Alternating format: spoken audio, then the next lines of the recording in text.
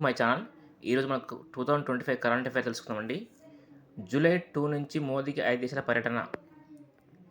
విదేశీ వ్యవహారాల శాఖ ప్రకటన. ప్రధాని మోదీ జూలై 2, 9 తేదీల మధ్య విదేశాల్లో పర్యటిస్తున్నారు. ఈ సందర్భంగా ఆయన 5 దేశాలు సందర్శిస్తారు. పర్యటనలో భాగంగా మోదీ బ్రెజిల్‌లో నిర్వహించే బ్రిక్స్ శిఖర సదస్సులో పాల్గొంటారు. భారత్, రష్యా, చైనా సహా మొత్తం 10 దేశాలు బ్రిక్స్ కూటమిలో ఉన్నాయి. బ్రెజిల్‌తో పాటు Ghana, Trinidad and Tobago, Argentina, Namibia దేశాల్లో మోదీ పర్యటిస్తారని విదేశీ వ్యవహారాల శాఖ పేర్కొంది. మోదీ ముందుగా జూలై 2, 3 తేదీల్లో ఘనాలో పర్యటిస్తారు. ప్రధాని హోదాలో మోదీ ఘన సందర్శన ఇదే ప్రథమం. ట్రినిడాడ్ అండ్ టొబాగోలో ఆయన దేశ అధ్యక్షుడు క్రిస్టియన్ కార్లా కంగాల్తో పాటు ప్రధానమంత్రి కమలా ప్రసాద్ బిన్సెస్తో సంప్రదింపులు జరుపుతారు. 1999 అనంతరం భారత ప్రధాని ట్రినిడాడ్ అండ్ టొబాగోలో పర్యటించడం ఇదే ప్రథమం. అర్జెంటీనాలో ఆయన రక్షణ, వ్యవసాయ, మైనింగ్ అండ్ చమురు, సహజ వాయువు, పునరుత్పాదక విద్యుత్ వంటి అంశాల్లో ద్వైపాక్షిక భాగస్వామ్యంపై సంప్రదింపులు జరుపుతారు. అనంతరం ఆయన బ్రెజిల్‌లో పర్యటిస్తారు. ప్రధానమంత్రి మోదీ బ్రెజిల్ దేశాన్ని అధికారికంగా ప్రశంసించడం ఇది 4వసారి. చివరిగా మోదీ నమీబియా దేశాల్లో పర్యటిస్తారు. నమీబియా అధ్యక్షుడు నెటుంబో నంది నదే అధికార చర్చలు నిర్వహిస్తారు. చైనాతో వాణిజ్య ఒప్పందం కుదిరింది. భారత్ అతి త్వరలో భారీ ఒప్పందం ప్రకటించిన అమెరికా అధ్యక్షుడు ట్రంప్. చైనాతో వాణిజ్య ఒప్పందం కూర్చుకున్నామని భారత్తోనూ త్వరలో భారీ ఒప్పందం కూర్చుకున్నట్లు అమెరికా అధ్యక్షుడు డొనాల్డ్ ట్రంప్ ప్రకటించారు. ఈ వారం ప్రారంభంలోనే చైనాతో ఒప్పందంపై సంతకాలు చేసినట్లు అమెరికా వాణిజ్య కార్యదర్శి హోవార్డ్ లట్నిక్ బ్లూంబర్గ్ వార్తా సంస్థకు తెలిపారు. అయితే చైనాతో చేసుకున్న ఒప్పందానికి సంబంధించిన వివరాలను ట్రంప్ అట్నుకి వెల్లడించలేదు. చైనాతో ఒప్పందం కుదిరింది అని మాత్రమే ట్రంప్ తెలిపారు. 2 రోజుల ముందే ఒప్పందంపై సంతకాలు పూర్తయ్యాయని లట్నిక్ పేర్కొన్నారు. చైనా నుంచి రేర్ ఎర్త్ మాగ్నెటివ్లు, రేర్ ఎర్త్ మినరల్స్ను అమెరికా పరిశ్రమలు సులభంగా పొందే విధంగా చేస్తారని 2 వారాల క్రితం ట్రంప్ ప్రకటించారు. అదీమియా సహా తాజా ఒప్పందంలో ఏ అంశాలు ఉన్నాయో స్పష్టత ఇవ్వడం లేదు. ఇరు దేశాల మధ్య వాణిజ్య అంశాలపై చర్చలు కొనసాగుతున్నాయి. అమెరికా విద్యా సంస్థలో చదువుతున్నట్లు చైనీయుల వీసాలను కొనసాగించడానికి అమెరికా అంగీకరించింది. అంతకుముందు విద్యార్థి వీసాలను ఉపకరిస్తామని అమెరికా వివరించింది కూడా. ఇరు దేశాల మధ్య వాణిజ్య నియమావళికి అంగీకారం కుదిరిందని అమెరికా వాణిజ్య శాఖ వెల్లడించింది.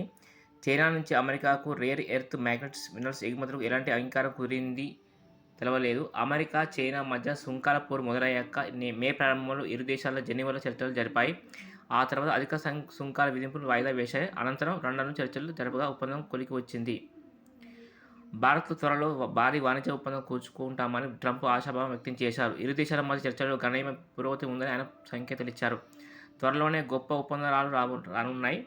ఇందులో భారత్లో కూడా ఒకటి కుదరనుంది అని వైట్ హౌస్లో జరిగే కార్యక్రమంలో ట్రంప్ పేర్కొన్నారు. భారత ఉత్పత్తులపై 26% అదనపు సుంకం విధిస్తున్నట్టు ప్రకటించిన ట్రంప్ తదుపరి జూలై 9 వరకు ఈ నిర్ణయం అమలుకు వాయిదా వేశారు. మత్స్య పశువర్ధక శాఖలకు ఐకా తరహా ప్రత్యేక మండలి కేంద్ర నిర్ణయం. భారతీయ వ్యవసాయ పరిశోధన మండలి మాదిరిగా మత్స్య పశువర్ధక శాఖలకు ప్రత్యేక పరిశోధన మండలి ఏర్పాటు చేయాలని కేంద్ర ప్రభుత్వం నిర్ణయించింది. Indian Council of Fisheries and Veterinary Research లేదా భారతీయ fisheries livestock research council పేర్లలో ఒకదాన్ని ఖరారు చేయడం కోసం కేంద్ర మంత్రిత్వ శాఖతో పాటు అన్ని రాష్ట్రాల పశువర్ధక, మత్స్య శాఖల సలహాలు, సూచనలు కోరుతూ శుక్రవారం లేఖ రాసింది.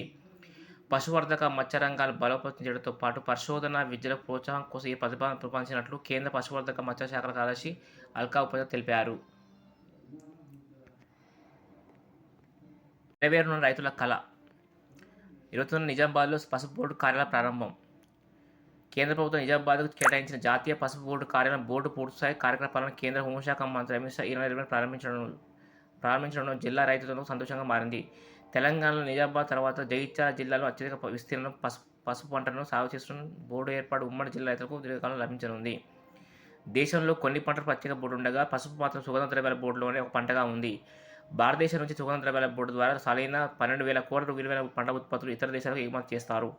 మిరప, అల్లం, ధనియాలు, మిరియాలు తదితర చాలా పంటలతో పాటు పసుపు కూడా స్పైస్ బోర్డు ద్వారా పంపిస్తారు. కానీ అన్ని రకాల పంటలకు కలిపి ఒకే బోర్డు ఉండడంతో అదనపు ప్రయోజనాలు కలగనందున పసుపు పంటకు ప్రత్యేక బోర్డు ఏర్పాటు చేయాలని రైతులు డిమాండ్ చేస్తూ వచ్చారు. నిజామాబాద్లో పసుపు బోర్డు ఏర్పాట్లు క్వింటాలకు 15,000 మద్దతు ధర డిమాండ్తో 2019 పార్లమెంట్ ఎన్నికల్లో దేశంలో అత్యధికంగా నిజామాబాద్ లోక్సభ స్థానం నుంచి 176 మంది పసుపు రైతులు పోటీపడి తమ అభిమతం బలంగా చాటారు. పోటీపడి రైతుల్లో ఉమ్మడి కరీంనగర్ జిల్లా రైతులు కూడా ఉన్నారు.